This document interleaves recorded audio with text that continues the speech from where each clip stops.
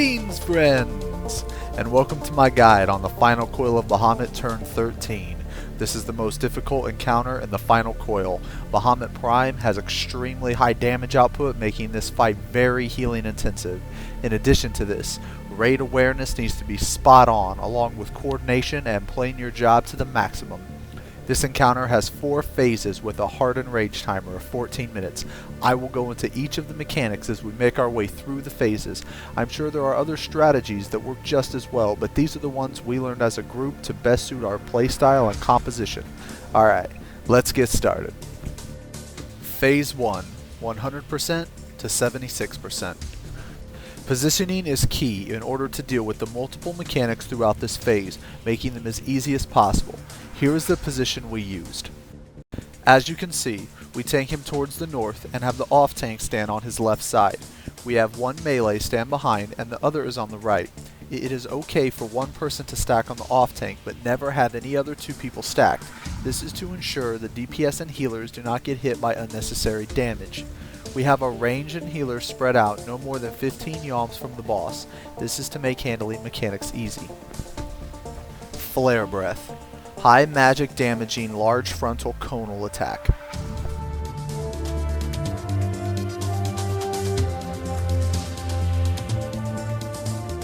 Mega Flare.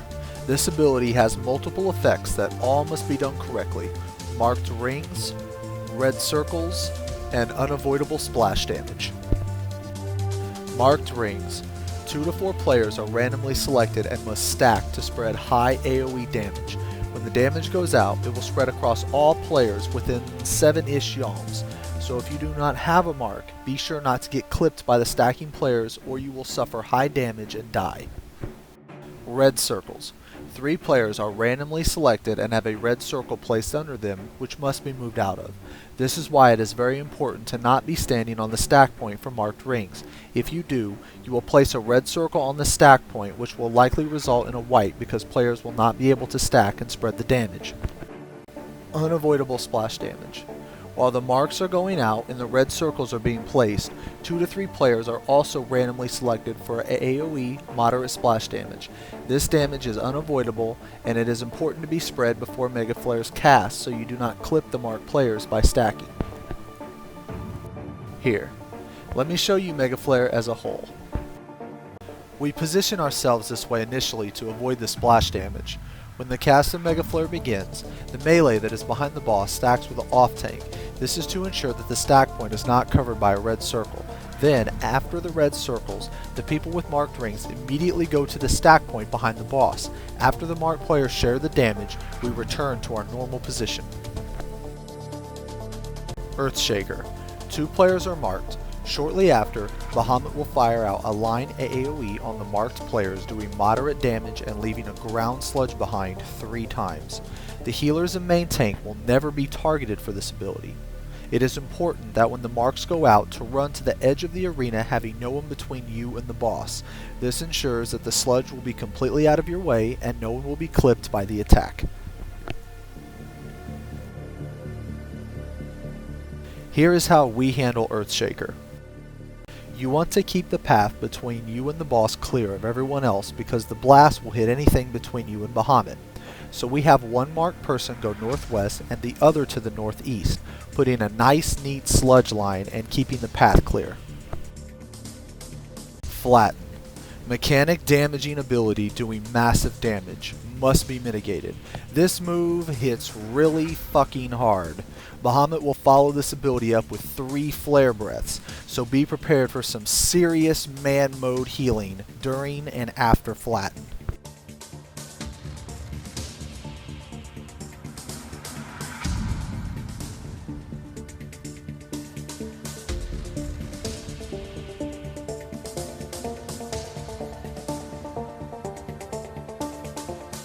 Giga Flare. Room-wide AoE dealing massive damage to the raid. It is highly recommended to have Virus, Storm's Path, and Dragon Kick on Bahamut while having Sakura on the entire party and Sacred Soil down. Fey Covenant is also very good here as well. Upon reaching 76%, Bahamut will begin to cast Giga Flare, and this will transition you into Phase 2. Phase 2. 76% to 52%. Immediately entering Phase 2, an ad will spawn to the north part of the room called Shadow of Mericidia. These ads do high damage and must be picked up by the off-tank. They need to be killed as soon as possible. If not killed fast enough, they will leave a trail of liquid hells across the arena. Also, if the ad and Bahamut are too close together, they will tether to each other, increasing damage dealt, so it is very important to keep them separate at all times. 2 more ads will spawn throughout this phase, roughly 1 minute apart from each other. The second one will spawn to the southwest, and the third will spawn to the southeast. All ads must be handled the same way. What we do to make this easy is simply move the boss at the start of Phase 2, and during each ad spawn. We do this to make picking up the ads really simple while keeping maximum uptime on them. We move counterclockwise, north to southwest, southwest to southeast, then southeast to north. One thing to note about these ads is that they aggro extremely fast. If the off-tank is not in position ready to pick them up immediately when they spawn, they will kill your healer. These ads are a pain in the ass and not to be taken lightly. In this phase, Flare Breath, Flatten, and Mega Flare will still persist. However, these will come with a couple modifications. Bahamut will only do 1 Flare Breath after Flatten instead of 3, and Mega Flare will now spawn a pylon on a random party member. This pylon must be stood in or it will explode, doing raid-wide high AoE damage, and anyone can stand in the pylon, if possible have the closest person grab it. The person or people inside will take about 1k damage, so coordinate your healing accordingly. During this phase, Bahamut will introduce 2 new mechanics, Flare Star and Rage of Bahamut. Flare Star. Bahamut will summon orbs that will tether themselves to players. These orbs will move very slowly towards the player, then after a short time will rush to their target. The orbs upon contact will explode, dealing very low damage, and apply a debuff that increases the damage taken from Rage of Bahamut. It is very important for players to only aim for 1 stack. 2 will make healing a lot more intensive, and 3 stacks will kill you. These orbs can be intercepted, so have players gather them appropriately. Rage of Bahamut. This is a raid-wide AoE that deals damage depending on the number of stacks players have from Flare Star. 1 stack does moderate damage, 2 stacks do high damage, and 3 stacks will kill you. The main goal of this phase is DPSing ads extremely fast and managing Flare Star and Rage of Bahamut appropriately while handling all of the other mechanics from Phase 1 cleanly. There is a lot of AoE damage during this phase, and everyone must be topped off at all times. A critical healing point would be if the pylon spawns on the stack group. We just heal through it and keep everyone topped off. Another point would be if a DPS or healer grabs 2 stacks from Flare Star. Make sure they receive another Stone Skin or Adloquium after Mega Flare, or Rage of Bahamut will likely kill them. Upon reaching 52%, Bahamut will cast Giga Flare. Prepare for this the same way as before.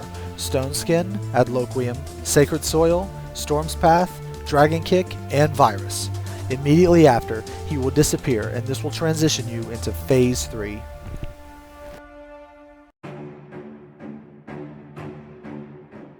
Phase 3, 52%, Dive Bombs and Ads. Upon entering this phase, Bahamut and Twintania will start to dive bomb. Yes, the bitch is back. A red icon will go over a random player. This signifies Bahamut's dive bomb. 2 seconds later, a very familiar green dive bomb marker will appear, signifying Twintania's dive bomb. Here is how we handle dive bombs. The first thing you want to do is predetermine who goes left and who goes right. Ideally, you want to split your group right down the middle, having a healer, tank, and 2 DPS go left, while the other half goes right. This will make the mechanics much easier. We stack in the direct center immediately following the Phase 2 Giga Flare. Think of this like a stoplight. Stoplight dive bombs. When the red stoplight marker comes out, you stop. Pan your camera and find Bahamut. Now, from your perspective, Bahamut will be right in front of you. After this, immediately look in the direction you are going to go. This should have already been predetermined. Now, 2 seconds after the red mark, the green mark will appear. This means go. Green for go. Start running to your predetermined side. As you are running, pan your camera again to look behind you. This is to ensure that Twintania isn't going to hit you with her dive bomb. If she is behind you, a slight adjustment is all that's needed. Simply move to the left or right. These dive bombs are not very fast and give you plenty of time to adjust while running. In addition to dodging dive bombs, Bahamut will also cast Mega Flare, so while you are running to the side, it is extremely important to stay loosely spread to avoid clipping the marked players with the unavoidable splash damage from Mega Flare. The tanks should never get targeted with the splash damage. It is also important to not be boxed in behind people because they might get red circles. The marked players will then run back to the center of the arena to stack for Mega Flare, so be sure not to get clipped or stacked with those players unless you have been marked. Whew! That was a lot. I promise they are not as difficult as they sound. Once you do it a couple times and get the feel for it, it's GG dive bombs. After this, the first set of ads will begin to spawn. Here are the different types of ads. Pain of Mericidia, a red dragon type enemy that hits moderately hard with a high hitting frontal cleave attack called Ripper Claw. This ad will devour the gusts of Mericidia if they get too close to each other. If the gusts are devoured, its damage will be buffed extremely high. It is very important to never let the pain devour the gusts and to keep them separate at all times. Blood of Mericidia, a green dragon type enemy that deals moderate damage and has very low HP. It will spawn with a random stone skin specific buff to either physical or magic damage. The physical resistance will look like a sword and the magical resistance will look like a staff. Gust of Mericidia, a dragonfly type enemy that hits like a wet noodle with low HP. Simply keep them away from the pain of Mericidia. Sin of Mericidia, a blue and black dragon type enemy that deals moderate damage and will cast Evil Eye after about 20 seconds. Evil Eye deals damage based on the amount of HP it currently has. This ability is a conal attack that targets a random party member. The kill order varies from group to group and can definitely be done multiple ways. Here's how my group learned it. First you kill the blood, then move on to the pain. While you're killing the pain, the gusts will spawn. Have the tank that was previously on the blood gather these up and bring them to the north where one of the sin spawn. Finish off the pain, then move on to the gusts. Once the sin spawn, immediately switch to the north spawn sin where the gusts are and burn it down as soon as possible. Have the tank not tanking gusts, grab the sin to the south and bring it to the north with the other one. The group should stack in mid behind both sin and the remaining gusts. The warrior should apply Storm's Path on the sin the other tank is tanking because he will likely get the cast of Evil Eye off. After the first sin is dead, switch to the other sin and kill it. The Gust should be dead from AoE attacks, but if not, finish them off quickly. Okay, now that all that shit is dead, stay stacked in mid for more dive bombs. Same exact thing as before. Red marker goes out, stop, pan your camera and find Bahamut. Then look in the predetermined location. Now green marker goes out, green for go. Look behind you and adjust accordingly if needed. Stay loosely spread to avoid splash damage, then stack back in mid if you have the mark. Now for the second set of ads. In this set, the spawn order will be completely different and there will be a very familiar enemy. Storm of Mericidia. Twintania basically. This ad plummets and does death sentence. Do not underestimate the storm. You will need cooldowns for death sentences and other means of mitigation such as Adlo, Stone Skin, and Virus. Our kill order was this. Storm spawns first, so go hard and DPS as much as you can before the next spawn, which will be the blood. DPS the blood when the appropriate stone skin is up. Blood should die fast, then switch back to the storm. Next will be the gusts. The tank on storm can pick these up and hold them. Just completely ignore the gusts for now. Next the sin will spawn.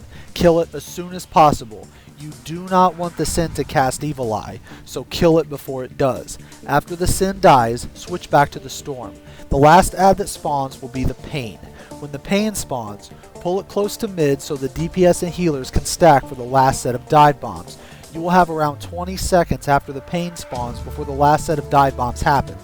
Make sure the storm is dead before this, and after the storm dies it will drop a huge Neuralink for the entire party to stand in. This will be used later in this phase. It is also important for the tank with the gusts to keep them away from the pain at all times. Red marker goes out, find Bahamut, then run out of mid. No green marker this time because the storm is dead, so once you find Bahamut it is safe to move out of the way. Stay loosely spread for Mega Flare and stack back in mid if you have the mark. Healers should keep their eye on the tank tanking the pain. The tank will be taking moderate to high damage. After this, kill the pain immediately. It is highly recommended to keep at least one gust alive, for monks to keep their Grease Lightning stacks, and for warriors to build up Storm's Path combo going into the final phase of this encounter. Bahamut will begin to cast Terra Flare, counting down from 10. Stand in the Neuralink and around 3 seconds or slightly before, activate Tank LB. You will need a minimum of Tank Limit Break 2 with Sacred Soil, Stone Skin, and Adloquium to live through this attack. After Terra Flare, this will transition you into the final phase. Final phase, 52% to 0%. This final phase is very similar to the first phase. The positioning is almost identical and handling mechanics are almost the same, so I would say the learning curve is not as harsh in this phase as previous phases. Mega Flare, Earthshaker, Giga Flare, and Flare Breath will all still persist. However, Mega Flare and Earthshaker will now have an additional tether mechanic called Tempest Wing, and 2 pylons will spawn after Mega Flare instead of 1. The Earthshaker puddles will also remain on the ground for twice as long, so placing the puddles in the appropriate place is critical here. Bahamut will no longer use Flatten, and instead will use an ability called Akmorn. Tempest Wing. Green tethers are now added to the abilities Mega Flare and Earthshaker. These tethers will attach to a random party member and after 7 seconds disappear.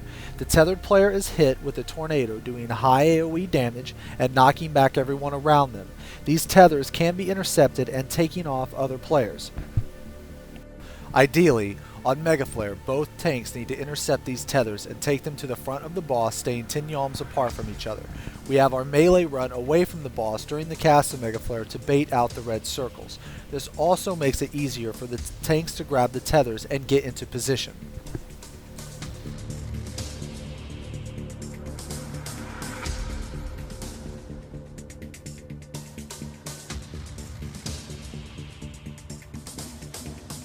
During Earthshaker, the off tank should always grab 1 tether.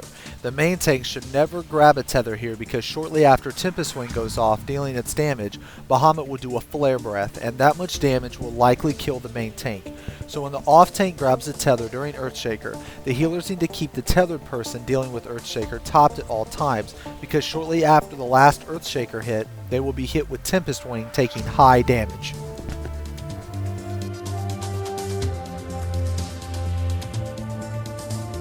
Akmorn. Mechanic damaging ability doing massive damage. This must be mitigated and split between the 2 tanks. This attack will target the main tank and whoever is closest. Akmorn will add an additional hit for every Akmorn used.